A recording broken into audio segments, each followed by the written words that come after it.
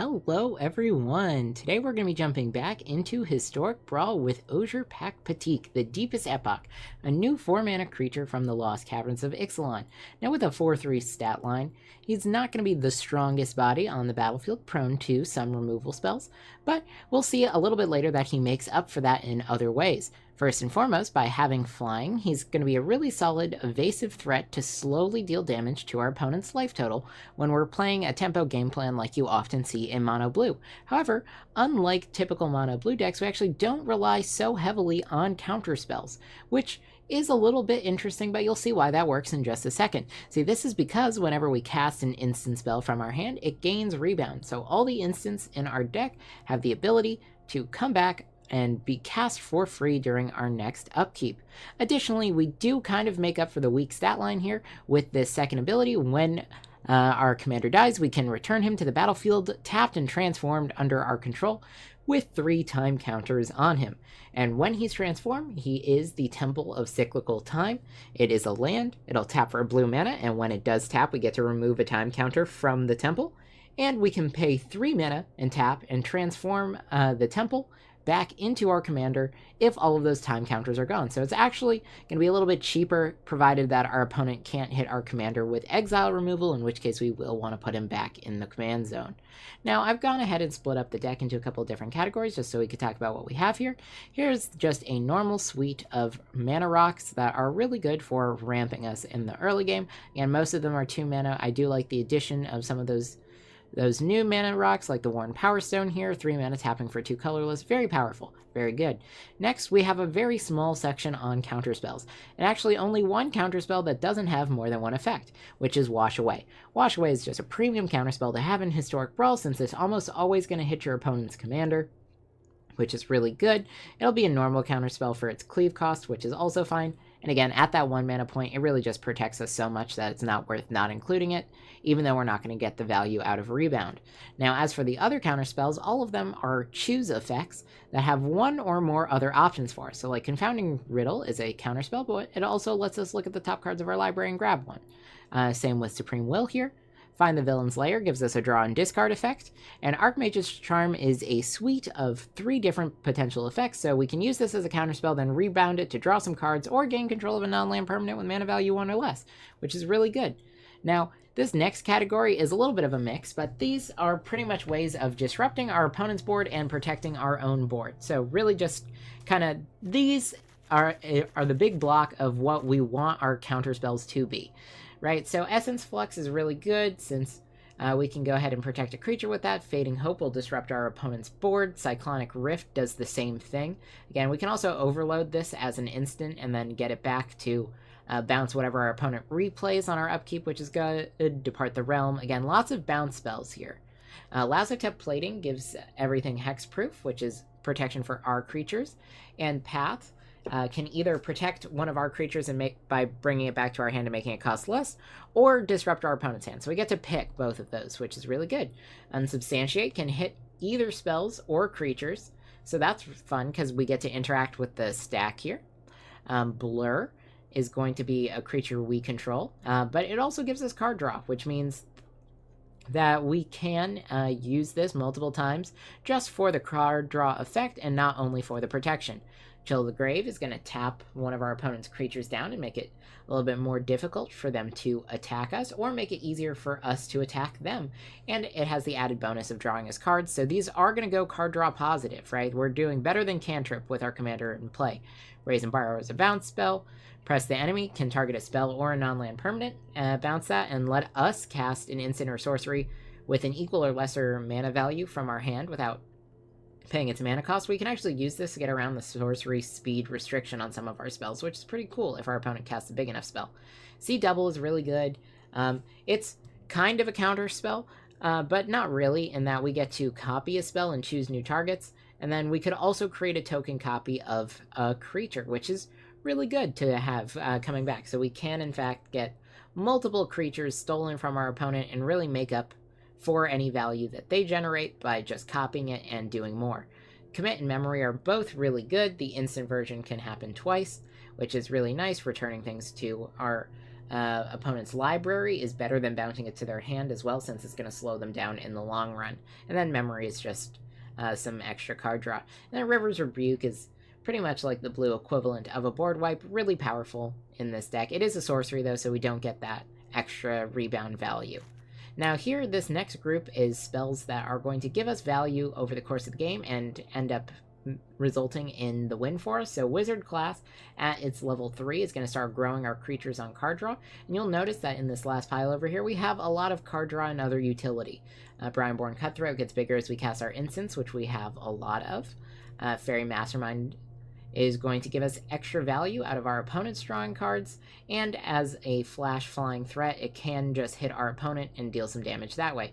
Fairy Vandal is similar, it has flash, but it's also going to be growing while we draw cards, and we will be drawing tons of cards with this deck. Ominous Seas will eventually let us create some big creatures with that card draw. And then we have mill effects for when we draw cards as well, things like Psychic Corrosion into Fairy's Tutelage. Both are going to be really powerful for us. Nadir Kraken is going to give us tentacles as blockers as we draw cards, which is a really good way to control the board. And it's also going to grow with +1/+1 counters as we pay that cost over the course of the game, so that's really powerful as well. Vendilion Click, we saw that standalone, this is an all-star in most of the control blue games, and that's no difference here. It's flash, we have hand disruption for our opponent, it gives us information very powerful. Now, this guy right here has flying, which is great. That means we have an evasive creature and is additionally going to get bigger as we draw cards. And then we have Teferi, who also makes a blue spirit that will get bigger as we draw cards. Teferi himself will also benefit from all of our card draw, and that -12 ability is really powerful too. See, Watcher in the Water. Similarly, as you might notice, we do have a card draw theme. Whenever we draw a card during our opponent's turn, we can create a tentacle creature, and whenever tentacles die, we get to untap a Kraken like the Watcher, which is pretty powerful. Time Warp is in this deck, mostly for fun, but since we do get a lot of value out of our instance, just being able to take an extra turn and get rebound earlier could be really good for us. Also, Time Warp is just going to be a good spell to cast pretty much whenever, because worst case scenario, we just get to draw another card. Now, Psychosis Crawler, it benefits from all of our card draw in that its power and toughness is going to be equal to the number of cards in our hand, which will be fairly high, and additionally, whenever we draw cards, our opponents will be losing life. Commence the End Game does just that. As an instant spell, it does have rebound with our commander. It can't be countered, which is really good against other blue decks, and we get to draw 2 cards and amass zombies equal to the number of cards in our hand. Keeping in mind that this will happen on our upkeep as well, we're going to have a really big zombie army by the time we do end up attacking with this. Karn's Temporal Sundering is there, similar to Time Warp, where it is a sorcery, but we also get to disrupt our opponent's board and take an extra turn. Very powerful if we can go ahead and get that off. Sublime Epiphany does a whole bunch of things. It could be a counter spell, but we could also use it for card draw. We can use it to create a token copy. We can use it to return a non-land permanent to its owner's hand. So lots of potential value here, and really good if we can go ahead and get that and then rebound it as well. Torrential Gearhulk could be any of the other spells that we've cast earlier, since we can cast an instant from our graveyard without paying its mana cost, which is really good. And then, of course, we have Hullbreaker Horror. As a flash creature, it gives us extra utility off of all of our casts, and we're going to be doing a whole bunch of spell casting here, so this is going to get really insane for our opponents. Last column, again, we're looking at mostly card draw, so consider Opt, Curate. Impulse isn't card draw, but gives us extra value and is really good to have come back. We have Snapcaster Mage over here, since this is basically going to be another copy of one of the spells in our graveyard. Again, some more card draw. Lots of effects that are just going to be drawing us cards and drawing us more cards when they rebound. Same thing here. Mind Splice Apparatus is kind of worth a call out, since it's going to make everything cheaper and let us interact a little bit better. Leyline of Anticipation is really good, because then we can flash out our commander or some of our sorceries if we want to. Lorien Revealed is really good. We can cycle it for an island, and then it's just some card draw when we need it, which is really nice to have. Then we've got some more card draw here, and Discover the Formula, which is similar to card draw in that it'll get us some non-land cards, and additionally it'll reduce the cost of those spells. which is really good because we'll have this on rebound, which means anything we grab with this at instant speed on our opponent's turn is actually going to cost 2 less on our turn when we're actually thinking about casting it. Mana base is fairly straightforward. We have the castle here for some scrying. We have Mystic Sanctuary to get something back if we want to. Ottawar is an auto-include in blue decks. We are using Rivendell, which is kind of fun, you know, just gives us the ability to scry if we have a legendary creature, which I like. We have the Labyrinth for some added protection during combat, and Reliquary Tower because we do care about our hand size with all these cards. But yeah, if you guys have been enjoying my content, make sure you subscribe to the channel to stay up to date on my latest videos, and if you do enjoy this video, make sure you give it a like. Let's go ahead and see how this deck does. Alright, so we've got our opponent going first, and this isn't a terrible starting hand, though ideally we do want to see a little bit more mana, though the Celestis is going to be good for us, acting as a little bit of ramp. I like having Wash Away here as well, since that's going to give us some solid protection. We're going to start with Mystic Sanctuary. Cold Steel Heart, sure, some ramp out of our opponent. And we also find Cold Steel Heart, which is good, because we do need that extra mana. We can play out Celestis and hold up Wash Away next turn. We can also hold up Seek New Knowledge or Brazen Borrower if we find another land. Bitter Reunion. Yep, doing the draw and discard first. Our opponent might have also kept a greedy hand. Or, sorry, discard and draw, but... Yep, there's the land. Looks good. We do find our land, which is nice. Let's go ahead and play out the Celestis. Now we have a bunch of options for what we could do here. We have Brazen Borrower. We have Seek New Knowledge. We also have Wash Away. End of turn, I think we're going to go for Seek New Knowledge.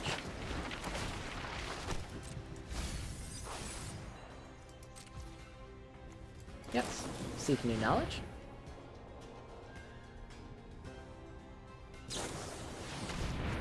Big score out of our opponent. See, put a card into our library. I do think returning some non-land permanents could be good for us. I don't think we need the Essence Flux right now, so I think we'll go ahead and get rid of that. Now let's just play out our commander.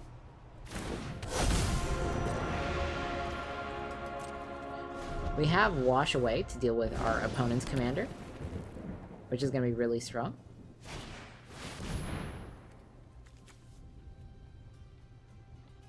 That's fine. We have Fading Hope to deal with that.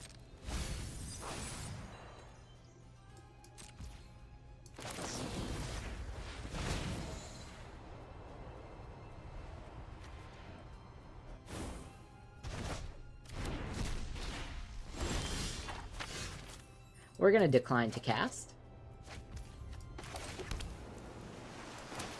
Let's think about what we want to do here. I think we're just going to go ahead and attack our opponent and wait. We can flash out the Fairy Vandal. We also have some additional spells that we can kind of play around with. Draw and discard sounds good. I like Psychic Corrosion. Honestly, I think I like it better than our creature. So we'll go ahead and keep this like that.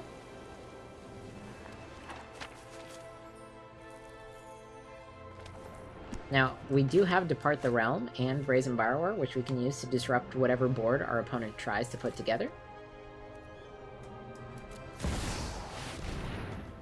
Okay, Shielder. See what they hit there? Just a land. Back to your hand you go.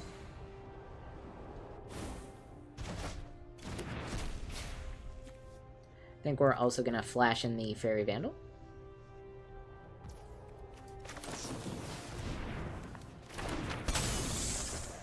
And we've got it.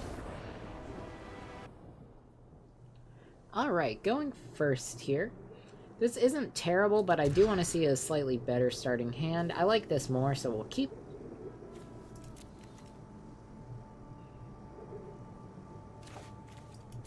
Yep. Start with an island past the turn.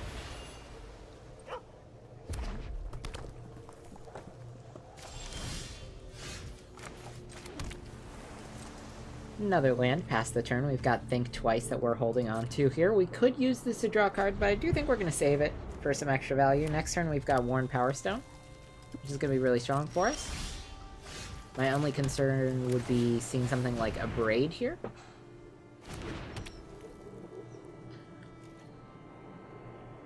But it looks like we're in the clear.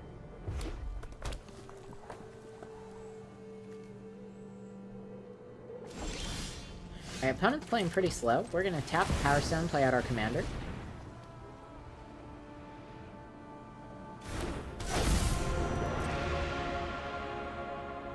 Maybe they have a spell that can deal with this. Maybe they don't.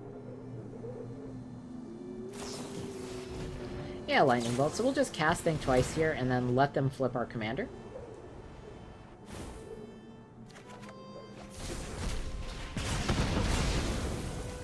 Not going to put him back in the command zone because we just get him as a land, free ramp.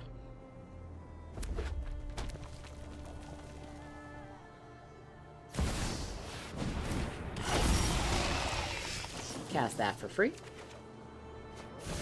Unsubstantiate, that's pretty good. Let's go ahead and unsubstantiate here. That goes back to your hand. We'll play out Teferi. Minus. Nobody knows the past better than me. And we'll hold up mana, make our opponent think we have a counterspell, because it could very well be Wash Away.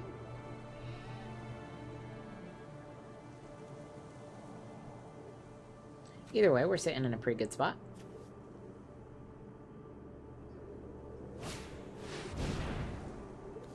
Alright, well, there goes Teferi, but we still get his token, so I don't feel too bad about that.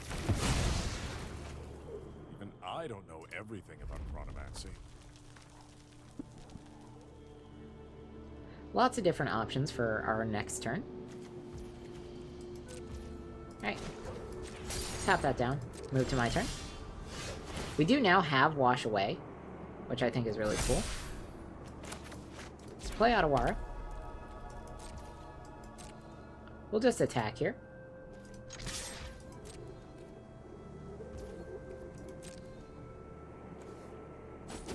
Do we want to scry? I kind of think we do. So I'll do this.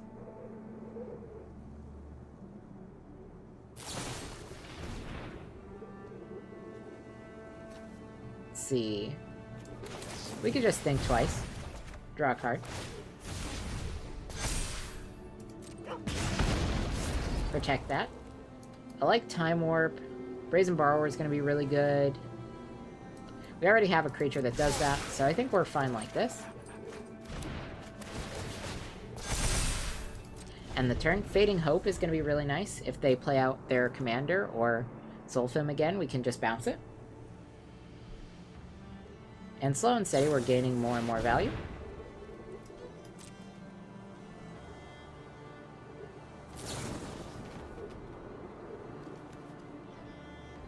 Okay.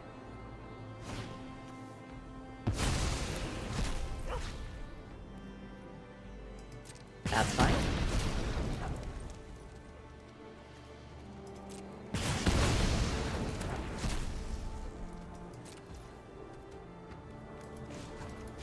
Tap that down. Back to my turn. Now we'll go ahead, tap down our Temple, Time Warp, take an extra turn, because our opponent's tapped out. Let's Impulse here. I like Discover the Formula. We'll Curate as well. Kind of like this, also. Play our land. Draw. We go into our extra turn. Let's go ahead and transform this temple back into our commander. And then we have a whole bunch of things that we can hold up here. So we'll just end the turn right here. Again, our opponent could try and remove our commander. I think that would be valid. We'll just wash that away. It gains rebound. We don't get the extra value out of that, but I think it's going to be good to keep our opponent's commander in their command zone.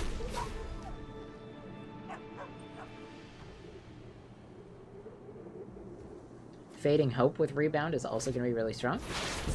Okay, foretelling a card. Let's go Fairy Vandal. And we got it. Alright, well, here we are going first. And this is a little bit of an expensive starting hand, so we are going to go ahead and take that free mulligan. Let's keep here playing Island. Opponent says hello. We'll say hello, so we're playing up against Prosper. Not terrible. Land Arcane Signet. Next turn we'll have 4 mana for our commander.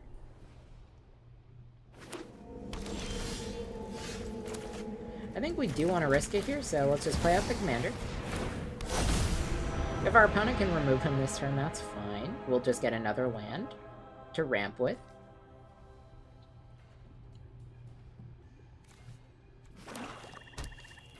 We're not worried about them playing out Prosper just yet. That's about the best case scenario that we could have seen there. Let's see. I could play out Mindstone, but if I do that, we won't have access to the same amount of mana as we otherwise would. And I kind of like keeping up Press the Enemy.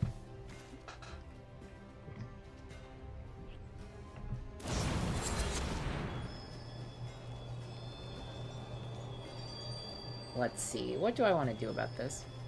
We could go ahead and just press the enemy, and I kind of like that. Back to your hand it goes.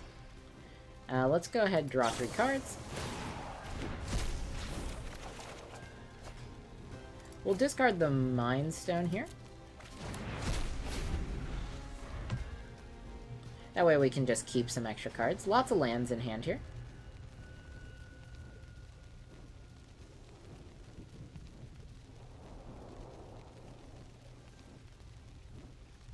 Opponent has some options for what they could do.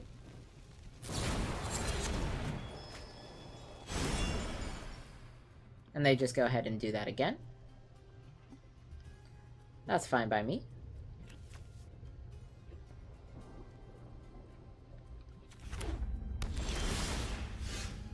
So we will cast this.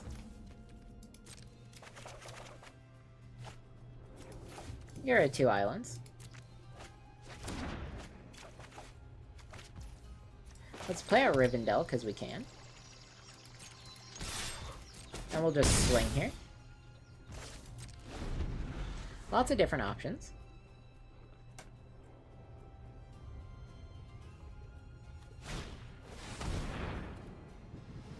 Alright, Magda's fine. Yep. Also fine there. Some extra lands. Let's flash in the Fairy Mastermind. Let's play Think Twice. And we've got it. Alright, well this looks like a good opening hand. We'll go ahead and keep a little light on lands, but we have Mind Stone for early ramp, which I like really well. Potential for our commander on turn 3 is going to be really good. Yeah. Allosaurus Shepherd is fun. I'm actually pretty happy because we don't really counter spells all that often with this deck. Is one of the kind of fun things here. Now we'll play out the Labyrinth. There's our commander. We could Time Warp next turn if we feel like it. If we draw another land, I might, just because it's going to be like an expensive Explorer, and we get to deal 4 damage with our commander. Unfortunately, we now have an Elk instead of our commander.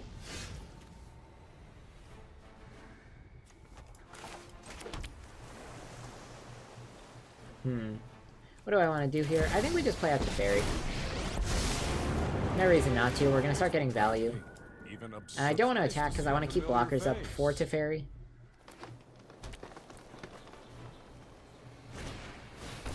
Dryad, sure. Land drop, nice.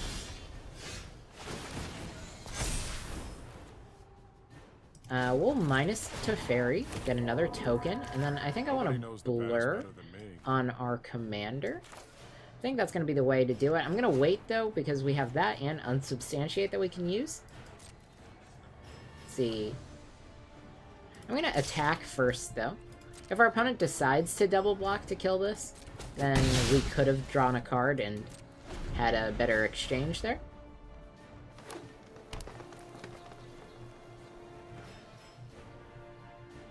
Lots of different options for things to do this turn.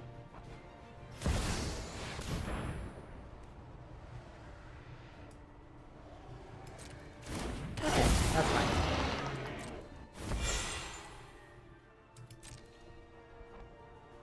Can deal with that with unsubstantiate. Alright. Well, passing over. Let's go ahead and flicker this guy.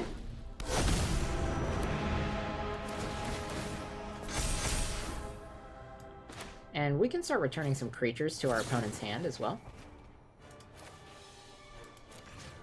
We'll go ahead and send the Dryad back. They'll gain rebound, so we can then send their other creature back. Back you go.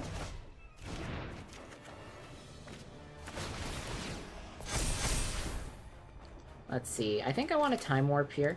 Let's minus the Teferi and Time Warp. Or we'll Time Warp first. It doesn't particularly matter what order we do it. We do have the Time Warp, and we've got it. Alright, everyone. So as we saw, this is a pretty cool commander to play. We get to play the kind of tempo, mono-blue style deck.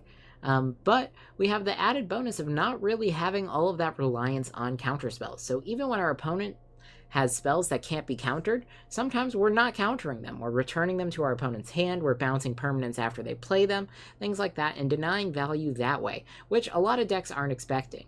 Additionally, that second bit of his text block, having him flip into a land on the backside, is really powerful, because even if our opponent kills our commander the turn we put him in, we spent 4 mana, sure, but we now get an extra land that we can use, so that's free ramp, and of course in 3 turns, we're going to be able to get our commander back with a nice and cheap flip, right? I mean, ultimately it's mana neutral there, where it's going to be 4 mana to flip him back, because you do have to tap down the land as well and 3 others, but this first land that we got is free, so it's like kind of a discount, right, when he's paying for himself on the flip side. Very strong. Now, cards like Teferi and other card draw payoffs are going to be huge in this deck. Again, I focused on card draw for my particular build of this deck. There are other ways where you can get extra value off of instants, but I do really like focusing on card draw here because I think it's fun, and card draw really does lead you to some of those spells that you're searching for, right? It gives you a lot of visibility into your deck. One note when playing this deck is you do want to make sure that you're hitting your land drops. The more lands you have, the better, and if you can hit ramp, that's even better for the deck, right? Because if you're not able to ramp ahead of the mana curve, it's going to be really hard to both play threats and protect them, and you're going to rely on your opponent instead missing interaction, instead of you being able to take charge of the game state. So that's kind of my biggest tip for you guys if you're going forward and playing this deck yourselves. Now, if you did enjoy this video, make sure you give it a like, and if you have any ideas for another deck that you'd like to see me play, why don't you let me know in a comment down below. I'll see you all next time.